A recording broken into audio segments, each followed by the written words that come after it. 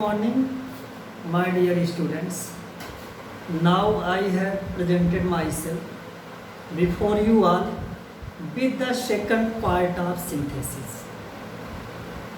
Under this part of synthesis, we shall mention about the exercise point to point, and let us see present participle. ठीक, तो present participle में देखिए, जब आप लोग exercise में जाएंगे तो किस प्रकार के वाक्य, मतलब कैसे कैसे वाक्य को पाएंगे कि प्रेजेंट पार्टिसिपल से जोड़ेंगे. ये भी पता है कि फर्स्ट एक्शन दिखाने वाले वाक्य के क्रिया को पार्टिसिपल बनाएंगे, और प्रेजेंट पार्टिसिपल का बनाएंगे तभी एक बताया रूल आप लोगों को. ठीक ना, कि जब एक के बाद दोनों के बीच में कोई अन्य कार्य का होना न निश्चित जान पड़े तब प्रेजेंट पार्टिसिपल आता है. और दूसरा सेंटेंस जो एक्सरसाइज में मिलता है वो इस तरह का है. आप लोग जाएंगे एक्सरसाइज में तो सेंटेंस पाएंगे कि he was hungry, full stop, वो भूखा था. और आगे रहेगा ही टुक फूड, उसने भोजन किया. ब्रैकेट में within bracket simple will have been written. Bracket के अंदर देखेंगे आप सिंपल लिखा रहेगा. इसका मतलब इन दोनों वाक्यों को जोड़कर सिंपल बनाना है. ठीक, तो हम लोग देख रहे हैं कि इसमें भी एक के बाद एक कार्य हुआ है. उसमें वह भूखा था, मतलब भूख पहले लगी, उसके बाद भोजन किया. ठीक, और एक के बाद एक कार्य हुआ. तो इसमें एक रूल होता है, जैसे पहले कौन सा कार्य, पहले भूख लगने का कार्य हुआ होगा, तब भोजन करने का. तो इसी वाक्य के वर्ब को पार्टिसिपल बनाएंगे. लेकिन हम लोग सोचेंगे कि इसमें मेन वर्ब तो है नहीं जिसे पार्टिसिपल बना दे. ये सब्जेक्ट है, वाज टू बी वर्ब है. टू बी वर्ब आप लोग जानते ही होंगे. ठीक ना, जब is am are was verb के बाद वर्ब नहीं होती है तो is am are was verb को टू बी वर्ब कहते हैं. और इसके बाद देख रहे हैं हंग्री एडजेक्टिव आ रहा है. तो रूल होता है कि जब फर्स्ट एक्शन दिखाने वाले वाक्य में टू बी वर्ब आया हो, to be verb is am are was verb को कहा जाता है. और तब इसी टू बी वर्ब को प्रेजेंट पार्टिसिपल बना दिया जाएगा. आपको बहुत दोनों के बीच में देखने की जरूरत नहीं है कि बीच में अन्य कार्य होगा या नहीं होगा. तुरंत आप देखिए, अगर टू बी वर्ब है तो इसी टू बी वर्ब को जो है प्रेजेंट पार्टिसिपल बना दीजिए. कुछ स्टूडेंट्स सोचते हैं कि वाज को प्रेजेंट पार्टिसिपल बनाना है. ठीक, और प्रेजेंट पार्टिसिपल बनता है वर्ब के फर्स्ट फॉर्म में आईएनजी जोड़ देने से. कुछ ऐसे एक बार पढ़ा रहा था तो एक छात्र क्लास में था, उससे कहा कि वाज को आप प्रेजेंट पार्टिसिपल बना दीजिए. तो उसने वाज में आईएनजी जोड़ दिया और ला करके दिखाने लगा. लिख करके लाया वाजिंग हंग्री ही टू फूड. तो उससे मैंने कहा कि आज आप 11th क्लास में पढ़ रहे हैं, बहुत प्रोज पोएट्री पढ़े होंगे. कहीं पर वाजिंग, कहीं पर इजिंग, कहीं पर एमिंग, कहीं पर वरिंग मिला आपको देखने को? तो कहा नहीं सर, इजिंग, वाजिंग, एमिंग, आरिंग, वरिंग तो नहीं मिला. ठीक, तो इसमें मत जोड़ने लगना. नहीं तो इज है तो इजिंग कर दो, एम है तो एमिंग कर दो, वाज है तो वाजिंग कर दो, वर है वरिंग कर दो. ठीक, इसको बी वर्ब कहते हैं, या टू बी वर्ब या बी वर्ब. तो आप लोगों को जब is am are was verb को प्रेजेंट पार्टिसिपल बनाने की बात की जाएगी तो आप लोग बी में आईएनजी जोड़ेंगे. क्यों? क्योंकि इन सबको बी वर्ब कहते हैं. तो इसको जब सिंपल बनाने की बात आएगी तो सब्जेक्ट तो सेम है, इसीलिए एक ही सब्जेक्ट यही लिखा जाएगा. इस सब्जेक्ट को नहीं लिखेंगे और इस वाज को हम लोग बीइंग बना देंगे, BEING. Is am are was verb का प्रेजेंट पार्टिसिपल बीइंग होता है. उसके बाद आगे एडजेक्टिव को सेम उतार देंगे, कामा लगाएंगे, नेक्स्ट सेंटेंस का कर्ता और क्रिया सेम उतार दिया जाएगा, टुक फूड। तो इस प्रकार से यह अपना सेंटेंस सिंपल बन जाएगा। सिंपल कैसे है देखिए, इस सेंटेंस में एक वर्ब था वाज, इसको हम लोगों ने बीइंग बना दिया। बीइंग का मतलब पार्टिसिपल बना दिया। पार्टिसिपल जो होता है वो एडजेक्टिव होता है। अब इसकी गिनती एडजेक्टिव के रूप में करेंगे। एक ही वर्ब है, जिस वाक्य में एक वर्ब हो वही सिंपल होता है। हिंदी इसका है कि भूखा होकर उसने भोजन किया। तो आप लोग एक्सरसाइज में जाएंगे तो कुछ सेंटेंस इस प्रकार का पाएंगे कि फर्स्ट एक्शन दिखाने वाले वाक्य में is am are was were आया होगा, तो is am are was were को बीइंग बना करके जोड़ देंगे। और कुछ सेंटेंस इस तरह से भी पाएंगे। ठीक, ये जान लो। तीसरा रूल है प्रेजेंट पार्टिसिपल का, दो बता चुका हूं। तीसरा रूल है, जैसे रहेगा आई सा अ बॉय, मैंने एक लड़के को देखा। अगले वाक्य में लड़के की विशेषता रहेगी कि he was running on the road, और लड़के की विशेषता क्या है कि वो सड़क पर दौड़ रहा था।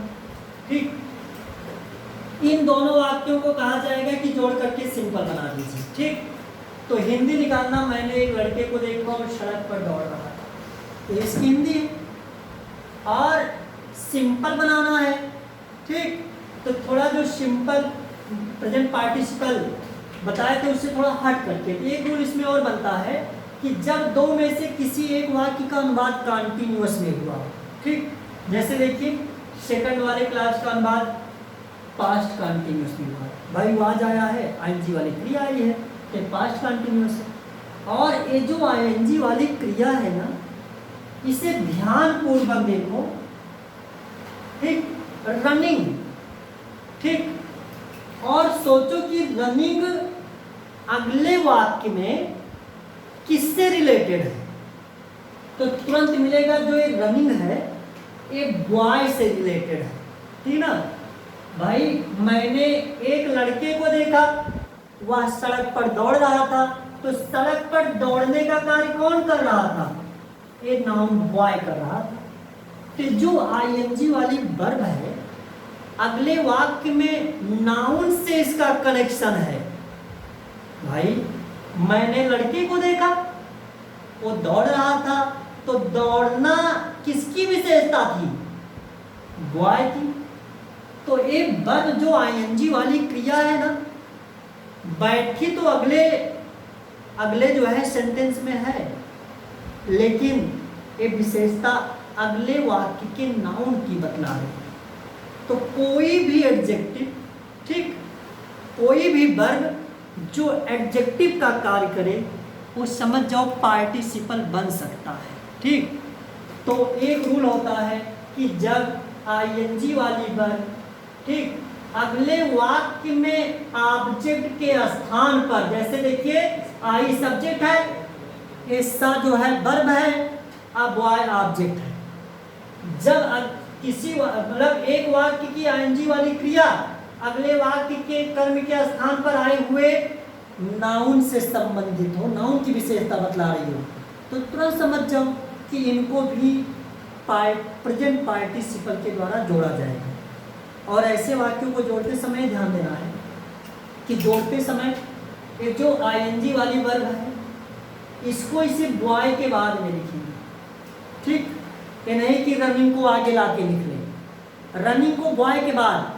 क्यों? क्योंकि रूल होता है कि जब पार्टिसिपल का संबंध वाक्य में ऑब्जेक्ट से हो तब पार्टिसिपल को ऑब्जेक्ट के बाद में लिखा जाता है। इसी रूल के कारण हम अब बॉय के बाद में इस पार्टिसिपल को लिखेंगे। और कैसे पहचाने कि पार्टिसिपल है, देख रहा हूं कि आईएनजी जुड़ा है, आईएनजी जुड़ा रहता है प्रेजेंट पार्टिसिपल में, और देख रहा हूं कि दोनों वाक्यों को पढ़ने से ऐसा लग रहा है कि जो रनिंग है ना, नाउन की विशेषता बतला रहा है, कि नाउन की विशेषता बतलाने वाले शब्द को विशेषण कहते हैं।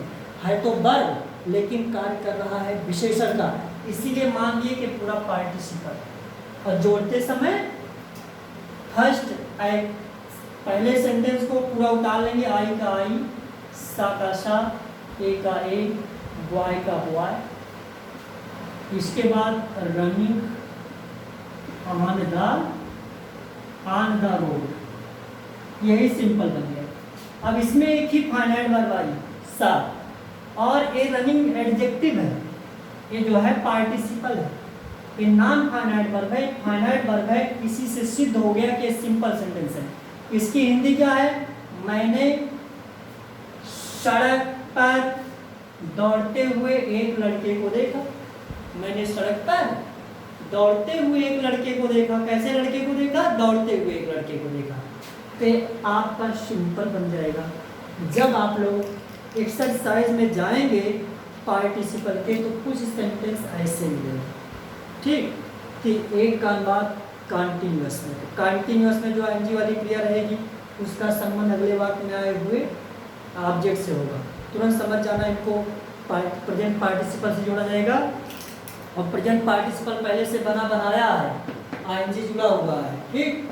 बस ले जा करके ऑब्जेक्ट के बाद में उतार देना है। इस तरह से आपको इस प्रकार के वाक्यों को सिंपल बनाना बन जाएगा, कहने का मतलब।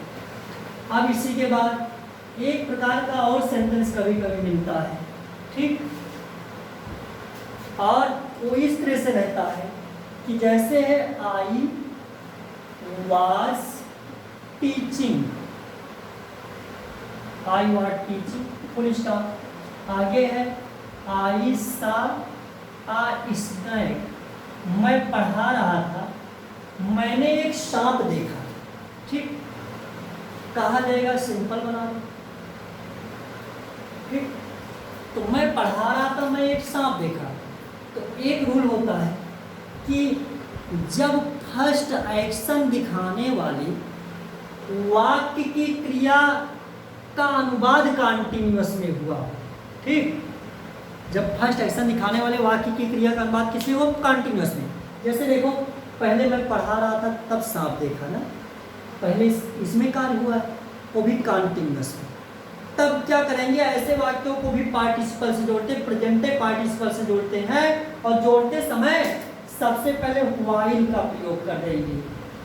व्हाइल मीन्स होता है के वक्त, ठीक। उसके बाद ये जो आईएनजी वाली क्रिया है इसी को प्रेजेंट पार्टिसिपल मान लेते हैं। तो व्हाइल टीचिंग, और ऐसे कामा लगा देंगे। अगला सेंटेंस जो कहते हैं उतार देंगे, आई saw uh snack, while teaching I सा स्नैक, कहने का मतलब पढ़ाते वक्त मैंने एक सांप देखा। ये प्रेजेंट पार्टिसिपल है, ये जो है वर्ब है।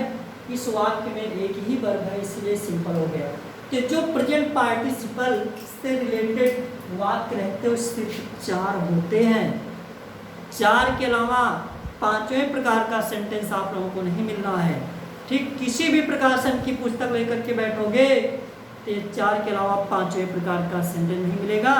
और इसके बाद हम लोग परफेक्ट पार्टिसिपल के बारे में मेंशन करते हैं कि परफेक्ट पार्टिसिपल में किस किस प्रकार का वाक्य मिल सकता है और कैसे जोड़ा जाएगा, ठीक। तो परफेक्ट पार्टिसिपल में जैसे प्रेजेंट पार्टिसिपल में 4 रूल्स बने। जितना सेंटेंस बता दूं, जितने तरह का जान लो, उतना रूल हो गया, ठीक ना। अब इसी बात आप लोगों का आता है परफेक्ट पार्टिसिपल, ठीक। Perfect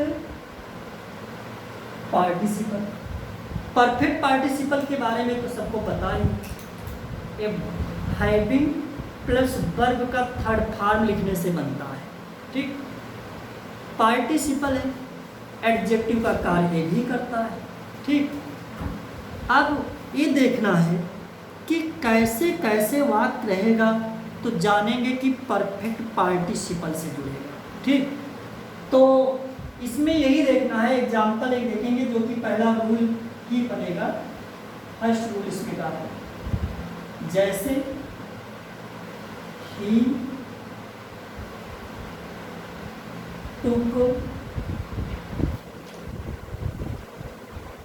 bath, full stop. उसने स्नान किया, और नेक्स्ट है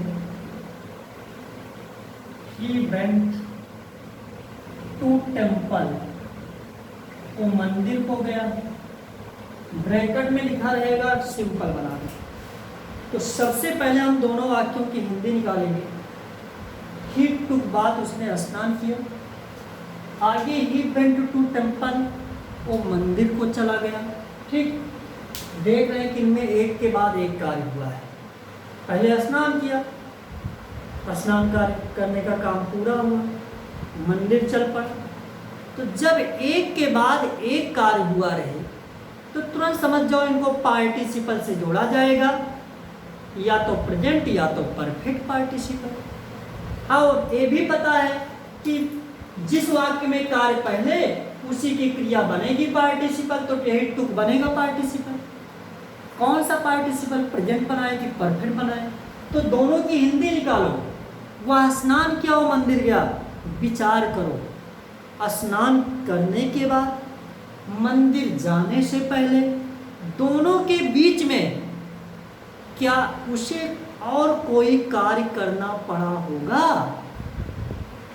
आपकी आत्मा खुद ही बताएगी, या आप अपने ऊपर ले लीजिए। आप ही स्नान किए, मंदिर जाना है, स्नान किए मंदिर गए, बताओ स्नान किए वो मंदिर गए तो बीच में क्या कोई कार्य करना पड़ा होगा?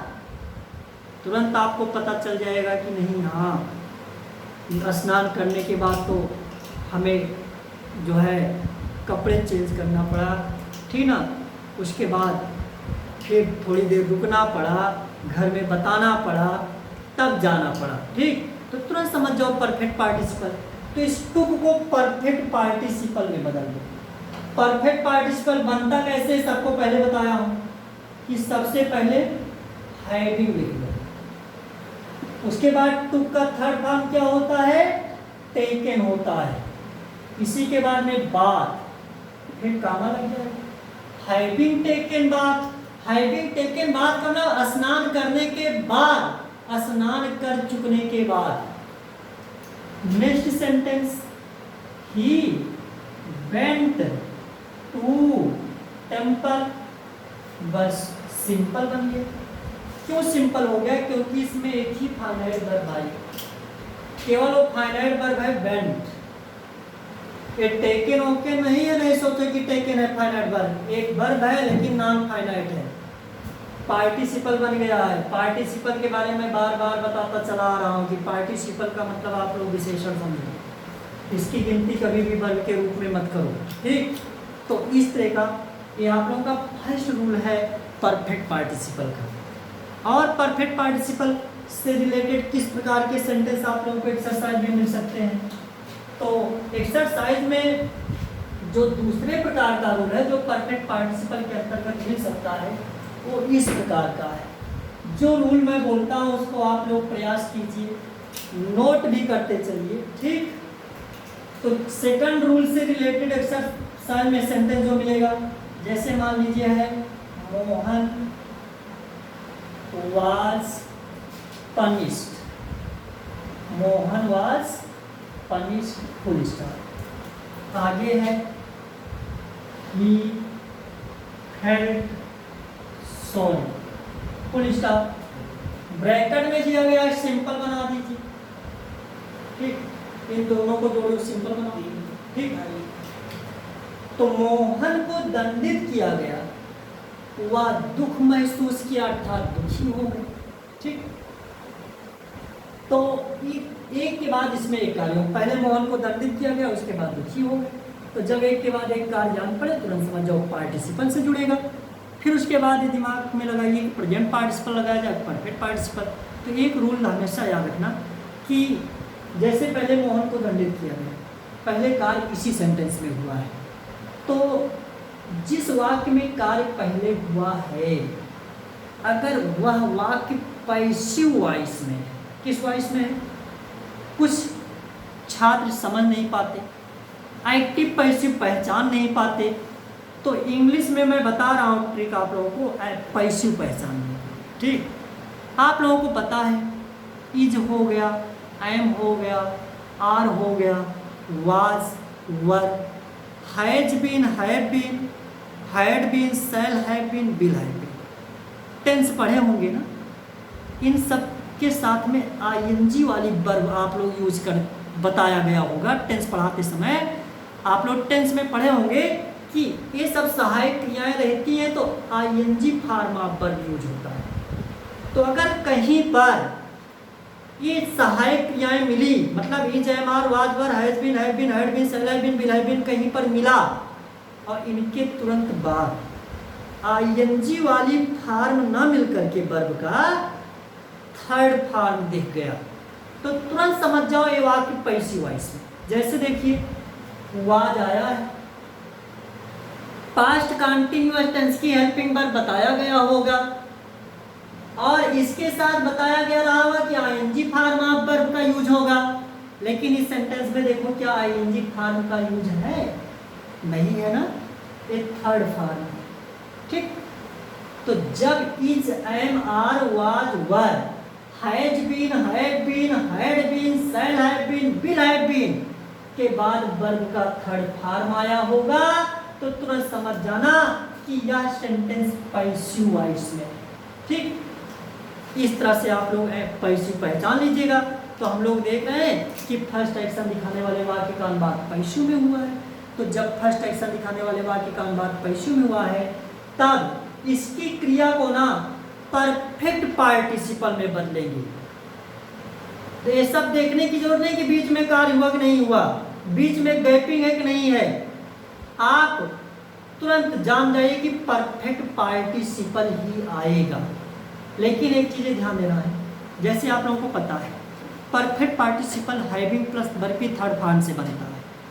तो ये पैसिव में है इसलिए हैविंग थर्ड फॉर्म लिखिएगा, बीच में बीन लग जाएगा। बीन इसी was, is, am, are helping verb के नाते लगता है। ठीक, तो हैविंग थर्ड फॉर्म और बीच में बीन लग जाएगा। बीन ये बताएगा कि एक पैसिव में है। ठीक, पैसिव वाला भाव देने के लिए हमको बीन का प्रयोग करना पड़ेगा। यही इतना चीज़ आप लोग अपने दिमाग में नोट रखिएगा। तो इसका पैसिव बनेगा हैविंग, ठीक, और इसको बीन और पनिश्ड का third form punished, having been punished. ठीक, हैविंग पनिश्ड नहीं सोचो कि परफेक्ट पार्टिसिपल हैविंग पनिश्ड होता है। पैसिव में है परफेक्ट पार्टिसिपल है, लेकिन एक शर्त है, बीच में बीन का लगाना मत भूलिएगा, बीन जरूर लगा दीजिएगा। आगे है ही किसके लिए है? मोहन के लिए, तो ही के जगह पर मोहन को उतारेंगे और फेल्ट सॉरी। वो लोग सोचे कि अभी तक तो इसको वही सेम उतार लेते थे और इसके पीछे कारण समझ रहे हो, यहाँ का तो सब्जेक्ट उतर नहीं रहा है ना। अगर ही उतारेंगे तो होगा कि दंडित होने के बाद वह दुखी हो गया, कौन दुखी हो गया, कुछ स्पष्ट नहीं होगा। इसीलिए नाउन को लाके बैठा देंगे तो स्पष्ट हो जाएगा, भाव एकदम पूर्ण बन जाएगा कि दंडित होने के बाद मोहन दुखी हो गया। तो ये आप लोगों को परफेक्ट पार्टिसिपल में दो प्रकार का, जैसे इसके पहले एक बताया, ये रूल 2 है। रूल 2 फर्स्ट एक्शन दिखाने वाले वाक्य में बाद पैसिव में, तब हैविंग बीन थर्ड फॉर्म से मतलब सिंपल बना दिया जाएगा। इसी के बाद आप लोगों का आता है पास्ट पार्टिसिपल। ठीक, आज पार्टिसिपल आप लोगों का कंप्लीट करता हूँ। ठीक, देखिए पास्ट पार्टिसिपल, ठीक, पास्ट पार्टिसिपल आप लोगों को पता है पास्ट पार्टिसिपल वर्ब का थर्ड फॉर्म होता है। ठीक, और इसको पहचानने की बहुत ही सरल तरीका है। ठीक, जैसे एक्सरसाइज में आप लोग जाएंगे, इसका रूल फर्स्ट मान लो, जैसे रहेगा आई सा आ हाउस, मैंने एक घर देखा। आगे रहेगा इट वाज बर्न्ड, ये जला हुआ। मैंने एक घर देखा, वो जला था। तो घर की विशेषता क्या थी?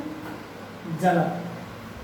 अगले वाक्य में जो बर्न्ड है वर्ब का थर्ड फॉर्म लग रहा है ना, और एक वर्ब का थर्ड फॉर्म अगर दोनों को पढ़ रहे हैं तो लग रहा है कि जो बर्न्ड था जला हुआ किसको कहा गया? तो घर को कहा गया। ठीक, तो जब किसी एक वाक्य में वर्ब का थर्ड फॉर्म आया और वह वर्ब का थर्ड फॉर्म अगले वाक्य में आए हुए किसी संज्ञा की विशेषता बतला रहा है, तो तुरंत समझ जाएंगे कि वर्ब का थर्ड फॉर्म पास्ट पार्टिसिपल है और इन वाक्यों को पास्ट पार्टिसिपल के द्वारा ही जोड़कर सिंपल बनाया जाएगा और जोड़ते समय इसी वर्ब की थर्ड फॉर्म को उठा करके ले जाएंगे और जिसकी विशेषताएं बतला रहा है अर्थात हाउस की विशेषता बतला रहा है, इसी हाउस के ठीक पहले ले जा करके रख देंगे। तो इसका सिंपल बन जाएगा आई सा आ बर्न्ट हाउस, मैंने एक जला हुआ घर देखा। अब इसमें एक तो दो वर्ड है, एक सा है एक बर्न्ट है, लेकिन आप लोग हिंदी निकालो, वहाँ हम इट वाज ब्यूटीफुल नहीं लिख सकते। इट वाज ब्यूटीफुल, ब्यूटीफुल जो है ना फिर वो एडजेक्टिव वाली विधि लग जाएगी यहाँ पर। अगर मान लीजिए यहाँ बर्न्ट के जगह पर ब्यूटीफुल आ गया, ठीक, तो जैसे मैंने घर देखा वो सुंदर था, तो जो ये ब्यूटीफुल है ये सिर्फ एडजेक्टिव है, ठीक, तो इसको भी एडजेक्टिव एक विधि है सिंपल वाक्य को जोड़कर सिंपल बनाने की बाय यूजिंग एडजेक्टिव, तो उसको भी इसी तरह से जोड़ा जाएगा।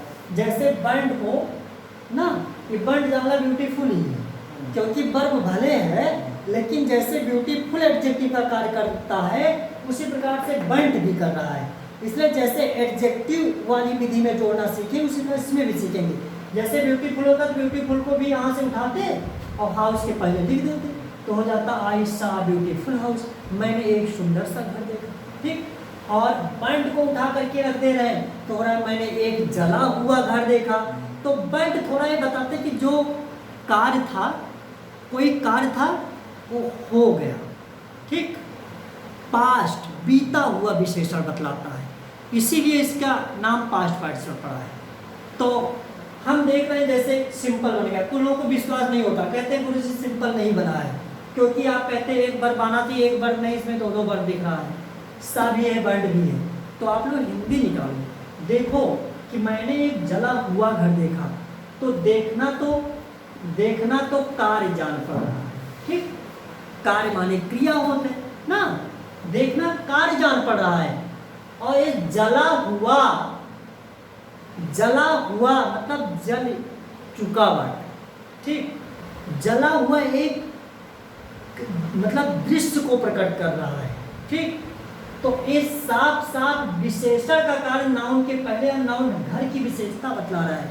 तो कोई भी क्रिया जो किसी संज्ञा या सर्वनाम की विशेषता बतला रही हो तो उसे आप लोग क्रिया मत मानो, ठीक, उसे आप एडजेक्टिव कहो और ऐसे एडजेक्टिव को पार्टिसिपल कहा जा सकता है। और मान लीजिए क्रिया कहना ही चाहते हो कि नहीं क्रिया है तो क्रिया कहो तो बोलो भाई नॉन फाइनाइट वर्ब, ठीक, और एक जो मेन वर्ब है इसको फाइनाइट वर्ब कहते हैं, तो एक ही फाइनाइट वर्ब जिसमें आती है वो सिंपल होता है, ठीक। और इस पास्ट पार्टिसिपल में एक रूल और है, ध्यान देना है, कभी कभी जो वर्ब का थर्ड फॉर्म दिख रहा है ना, यहाँ पर तो ये अकेले है, तो जब एडजेक्टिव अकेले रहता है तो जिसकी विशेषता बतलाता है उसी के पहले आ जाता है, और कभी कभी एडजेक्टिव अकेले नहीं रहता है, ग्रुप में आया होता है, फ्रेज के रूप में आया होता है, इसके साथ में एक या दो शब्द और होते हैं, ठीक ना, तब जिसकी विशेषता बतलाता उसी के बगल में आता है। जैसे एक एग्जांपल देख लीजिए, एक मान लीजिए रूल 2 रहेगा पास्ट पार्टिसिपल का, ठीक, या इसको इरेज करके बताता हूँ। रूल 2 एक्सरसाइज में जाएंगे तो इस प्रकार का भी वाक्य आप करेंगे। रूल 2 है, जैसे रहेगा आई सा आ डेड बॉडी, मैंने एक मृतक शरीर देखा, आगे रहेगा it was covered with white cloth, और एक सफेद कपड़े से ढका हुआ था। मैंने एक मृतक शरीर देखा है, सफेद कपड़े से ढका था। तो पहले देखो ये ढका, कवर्ड, वर्ब का थर्ड फॉर्म है। ढका था, क्या ढका था? डेड बॉडी ढकी थी। तो डेड बॉडी तो नाउन है और एक वर्ब है, लेकिन नाउन से संबंध रखा है। तो कोई भी वर्ब जिसका संबंध नाउन से जान पड़े तो उस वर्ब को आप जान जाओ पार्टिसिपल, पास्ट पार्टिसिपल। वर्ब का थर्ड फॉर्म, वर्ब का थर्ड फॉर्म हो, विशेषण का कार्य करो, पास्ट पार्टिसिपल।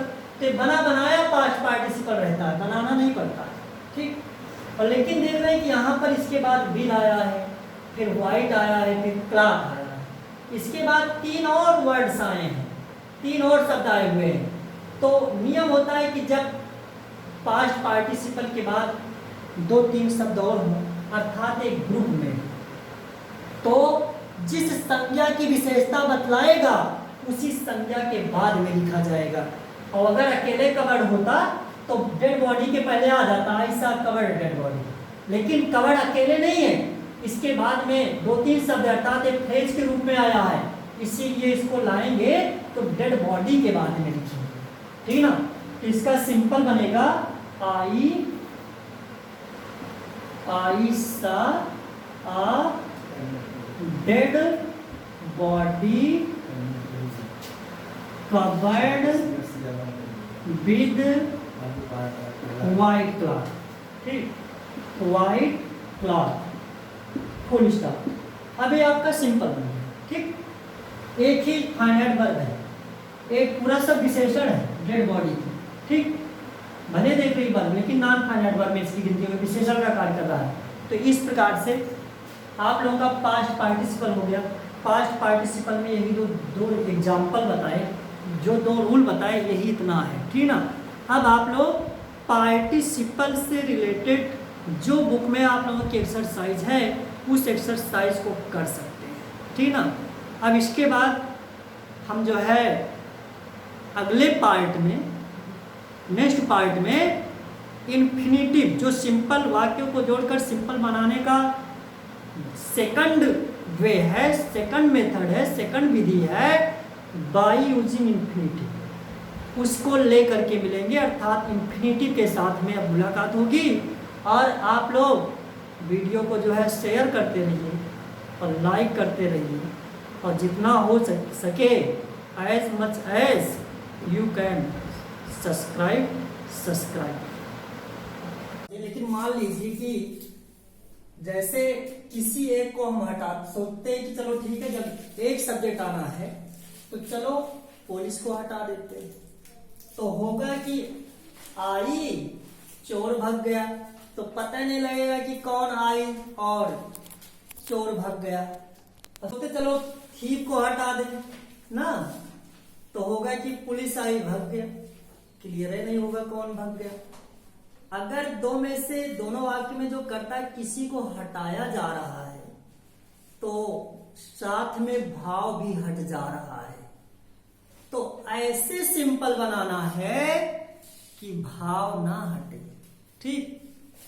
तो इसके लिए ये हुआ, जैसे सिंपल कह रहा एक सब्जेक्ट और अपने साथ सिंपल बार बार फोन करके कह रहा है कि एक ही लोग को लेकर आइएगा, और तैयार दोनों हैं। हम देख रहे हैं कि किसी एक को समझा करके लौटा रहे हैं ना, बात बिगड़ जा रही है, तो फिर क्या तरीका निकालेंगे? कहेंगे कैसा है कि जब चलना दोनों की जरूरी है तो किसी एक कर्ता को, किसी एक सब्जेक्ट को कह दे चले, लेकिन वो अपना रूप बदल करके चले, ठीक। तो अब रूप किसे बदलाएंगे? अर्थात रूल होता है कि फर्स्ट एक्शन दिखाने वाले वाक्य के कर्ता को अब्सोल्यूट कर देते हैं, अब्सोल्यूट में स्वतंत्र कर देते हैं। जैसे पुलिस पहले आई तब चोर भगा, तो अब्सोल्यूट इसी पुलिस को करेंगे, इसी को कर्ता नहीं रहने देंगे, इसको अब्सोल्यूट कर देंगे। अब्सोल्यूट का मतलब होता है स्वतंत्र कर देंगे। अब स्वतंत्र कोई कर्ता कैसे बनेगा, ठीक ना। स्वतंत्र कर्ता तब होता है जब उसकी क्रिया उसके साथ नहीं रह जाती है। जैसे इसकी क्रिया केम है, केम को मिटा दूं, अब आपसे पूछूं द पुलिस क्या है, तो आप कभी नहीं कहेंगे कि सर ये करता है, आप कहेंगे तो नाउन है। ठीक, या केम को पार्टिसिपल बना दो, विशेषण बना दो, तब भी आप कहेंगे सब्जेक्ट नहीं है। लेकिन द पुलिस लिख करके पूछो बताओ द पुलिस क्या है, तो आप कहते हैं ये तो सब्जेक्ट है। क्यों कहते हैं? क्योंकि इसकी क्रिया साथ में है। ठीक, तो किसी सब्जेक्ट को कैसे आप सल्यूट करेंगे, तो इसकी जो वर्ब देख रहे हो इसी को पार्टिसिपल बना देते हैं, तो ये सब्जेक्ट जो है अब सल्यूट हो जाता है। पार्टिसिपल मतलब होता है एडजेक्टिव। तो जैसे इस कर्ता की क्रिया को एडजेक्टिव बना देंगे तो फिर ए नाउन हो जाएगा। नाउन का रूप धारण करके ए भी चला चलेगा, और इस वाक्य का सब्जेक्ट और वर्ब सेम उतार लेंगे। इस तरह से एक सब्जेक्ट और एक वर्ब वाला वाक्य हो जाएगा। ठीक, तो इसमें देखना है कि सबसे पहले तो दिमाग में क्वेश्चन, जैसे आप लोग समझ गए कि नॉमिनेटिव और शुरू से जुड़ेगा, और क्वेश्चन ये दिमाग में आ रहा होगा कि अब्सोल्यूट किसमें सब्जेक्ट को किया जाता है, किस वाक्य के सब्जेक्ट को अब्सोल्यूट करें, तो फर्स्ट एक्शन दिखाने वाले वाक्य के कर्ता को अब्सोल्यूट किया जाता है, इसको अब्सोल्यूट करोगे। फिर दिमाग में क्वेश्चन आता है कि कर्ता को कैसे अब्सोल्यूट करें। ठीक, सब्जेक्ट को अब्सोल्यूट कैसे किया जाएगा। ठीक, तो मैं बता रहा हूं कि सब्जेक्ट को अब्सोल्यूट करने के लिए उस सब्जेक्ट के क्रिया को पार्टिसिपल बना देते हैं। तो आपके दिमाग में क्वेश्चन आ रहा होगा कि पार्टिसिपल तो 3 होते हैं, कौन सा पार्टिसिपल बना दें, प्रेजेंट पार्टिसिपल में बदल दें कि परफेक्ट में बदल दें कि पास्ट में बदल दें। तो पहली बात, पास्ट के बारे में मत सोचना।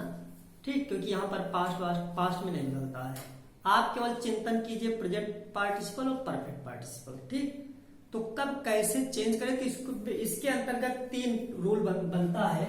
तो कैसे, जैसे कर्ता को अब्सोल्यूट करते हैं, मान लीजिए जिस वाक्य के सब्जेक्ट को अब्सोल्यूट करना है, अगर वो वाक्य एक्टिव वॉइस में है, ठीक, एक्टिव वॉइस, जिस सेंटेंस के सब्जेक्ट को अब्सोल्यूट करना है अगर वो एक्टिव वॉइस में है, ठीक, तब उसकी क्रिया को ना, जैसे देखो द पुलिस के में एक्टिव वॉइस में, तो इसकी क्रिया को परफेक्ट पार्टिसिपल में बदल देते हैं। तो सब्जेक्ट को तो सेम उतार लोगे और वर्ब को परफेक्ट पार्टिसिपल बना दोगे।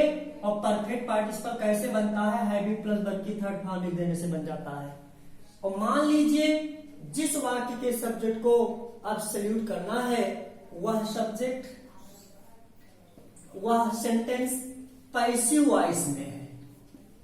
मान लीजिए वो सेंटेंस पैसिव वॉइस में होगा, तो उसके वर्ब को कैसे अब्सोल्यूट करेंगे, सब्जेक्ट तो सेम उतार लोगे और परफेक्ट पार्टिसिपल का यूज करोगे उसमें भी, बट बीच में बीन लगा दोगे, तब हैविंग और प्लस बीच में बीन आ जाएगा और प्लस वर्ब का थर्ड फॉर्म।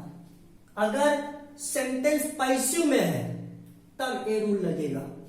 और कभी कभी सेंटेंस में टू बी वर्ब आया होता है, टू बी वर्ब, तो जब सेंटेंस में टू बी वर्ब रहेगा ना, टू बी वर्ब मतलब इजमार वाज वर्ब, तब सब्जेक्ट लिखेंगे और उसी टू बी वर्ब को ना प्रेजेंट पार्टिसिपल में बदल देते हैं।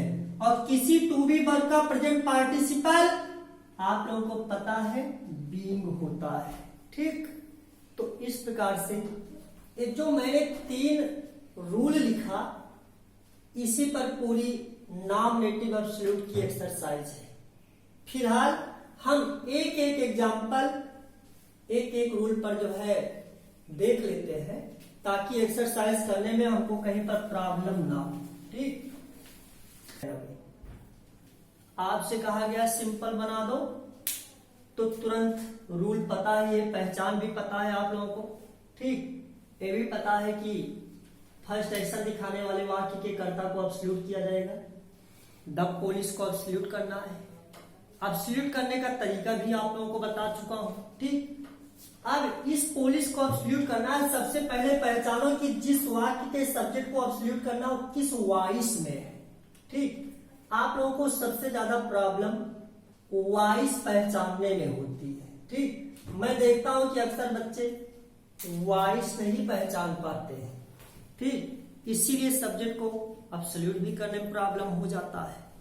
तो वॉइस की वाक्य एक्टिव वॉइस में है या पैसिव वॉइस में है। ठीक, तो हिंदी में तो जान ही रहे, हिंदी में भी अगर कहा गया रानी लक्ष्मीबाई ने मारा तो कर्ता ने मारा, एक्टिव वॉइस। रानी लक्ष्मीबाई को मारा गया, रानी लक्ष्मीबाई कर्ता जो है उसको मारा गया, उन्होंने नहीं मारा, पैसिव। इस तरह पहचान जाता है हिंदी में। और इंग्लिश की पहचान क्या है? अगर is, am, are, was, were, has been, have been, had been, shall have been, will have been होगा, उसी के तुरंत बाद अगर वर्ब का थर्ड फॉर्म आया होगा तब समझ जाना कि पैसिव में है, अन्यथा समझ जाना एक्टिव में है। तो देखो इसमें क्या is, am, are, was, were, has been, had been, shall have been, will have been आया हुआ है? नहीं आया है ना। ठीक, तो तुरंत समझ जाओ कि ये एक्टिव वॉइस में है। जिस वाक्य के सब्जेक्ट को एब्सोल्यूट करना है वह वाक्य एक्टिव वॉइस में है। तो इसीलिए इसकी जो क्रिया है इसको परफेक्ट पार्टिसिपल बना दो। कर्ता एब्सोल्यूट करते समय सेम उतार लीजिए, द पोलिश का द पोलिश उतर जाएगा। जिस सब्जेक्ट को एब्सोल्यूट करते उसको उतारते नहीं, सोचो कि हटा दें। और इसी के बाद हैविंग आ जाएगा और केम का थर्ड फॉर्म कम, केम कम होता है, इसके बाद ऐसे कामा लग जाएगा। फिर अगला सेंटेंस जो करते उतार लेंगे, द थीफ रैन अवे, चोर भाग गया। ये आप लोगों का पहला रूल है। अब ये सिंपल बन गया। ठीक, सिंपल कैसे बना? क्योंकि इसमें देखा जाए तो द थीफ यही है सब्जेक्ट, रैन यही है वर्ब, और ये सब्जेक्ट इसलिए क्योंकि इसकी वर्ब इसके साथ में। कुछ लोग सोच रहे होंगे ये भी वर्ब है, तो वर्ब नहीं, हैविंग थर्ड फॉर्म कहीं पर मिल जाए जान लो ये विशेषण है, बताया हूं पहले भी। और इसके पहले जो भी शब्द है ये कोई मेन वर्ब तो है नहीं कि इसको हम कर्ता मान ले, तो इसको नाउन मानेंगे। तो एक वाक्य की का जो कर्ता था संज्ञा बन गया, उसकी क्रिया एडजेक्टिव बन गई, और पूरे वाक्य भर में देखा जाए एक सब्जेक्ट एक वर्ब है, इसी को कहते हैं सिंपल। और इसकी हिंदी भी निकालने पर पुलिस आ गया, पुलिस के आने के बाद चोर भाग गया। चाहे कहो कि पुलिस आई चोर भाग गया, और चाहे कहो पुलिस के आने के बाद चोर भाग गया, भाव में भी कोई अंतर बहुत नहीं मिल रहा है, एक वर्ब वाला वाक्य मिल जा रहा है, इसलिए सिंपल है। ठीक, तो इसमें जो दूसरा रूल है जो अभी आप लोगों को बताया कि कभी कभी जो फर्स्ट एक्शन दिखाने वाला वाक्य होता है, अर्थात जिसके सब्जेक्ट को हमें एब्सोल्यूट करना होता है, वो कभी कभी जो है पैसिव वॉइस में होता है। ठीक, Mohan was punished, we became happy, Mohan को दंडित किया गया, हम खुश हो गए। सिंपल बनाना है। तो देख रहे हैं कौन सी विधि लगेगी, तो हम लोग देख रहे हैं कि सब्जेक्ट पहले सेंटेंस में सब्जेक्ट मोहन है और दूसरे में वी है, सब्जेक्ट अलग अलग दिख रहा है ना। ठीक, तो जब सब्जेक्ट अलग अलग है तो इसका मतलब यही नॉमिनेटिव एब्सोल्यूट लगेगा। ठीक, और नॉमिनेटिव एब्सोल्यूट से जोड़कर सिंपल बनेगा, और इसमें नॉमिनेटिव एब्सोल्यूट का मतलब होता है सब्जेक्ट को एब्सोल्यूट करना। अब दिमाग में क्वेश्चन आ रहा होगा कि सब्जेक्ट को एब्सोल्यूट करना है, किस सब्जेक्ट को एब्सोल्यूट करूं, मोहन को कर दूं कि वी को कर दूं? तो आप लोगों से मैं प्रश्न कर रहा हूं कि किस वाक्य में पहले कार्य हुआ जान पड़ रहा है। ठीक भाई, मोहन को दंडित किया गया, हम लोग खुश हो गए, तो पहले मोहन दंडित हुआ ना, तो फर्स्ट एक्शन दिखाने वाला वाक्य तो यही दिख रहा है। तो रूल होता है फर्स्ट एक्शन दिखाने वाले वाक्य के कर्ता को ही एब्सोल्यूट करते हैं, तो कहने का मतलब मोहन को एब्सोल्यूट करेंगे। ठीक, अब एब्सोल्यूट कैसे करें? देखिए, जिस वाक्य के कर्ता को एब्सोल्यूट करना है वह किस वॉइस में है? पैसिव वॉइस में है। क्यों पैसिव में है? क्योंकि वाज के बाद वर्ब का थर्ड फॉर्म आया हुआ है। ठीक, तो इसीलिए पैसिव वॉइस में है।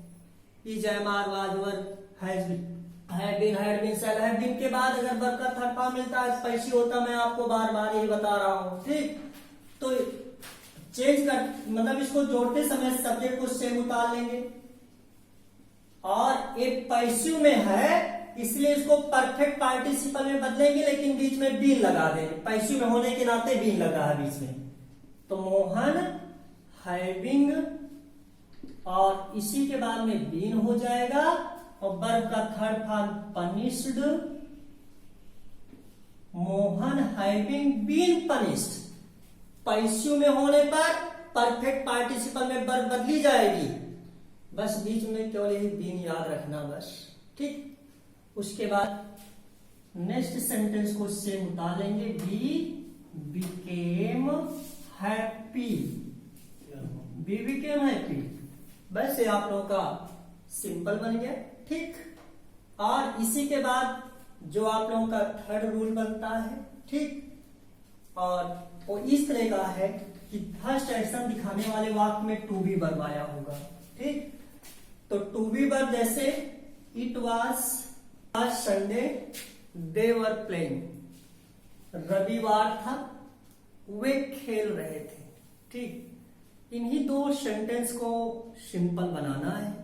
ठीक ना, तो सबसे पहले तो सोचते हैं कि किस विधि से सिंपल बनाया जाए, तो देख रहे हैं कि दोनों वाक्य में सब्जेक्ट अलग अलग है।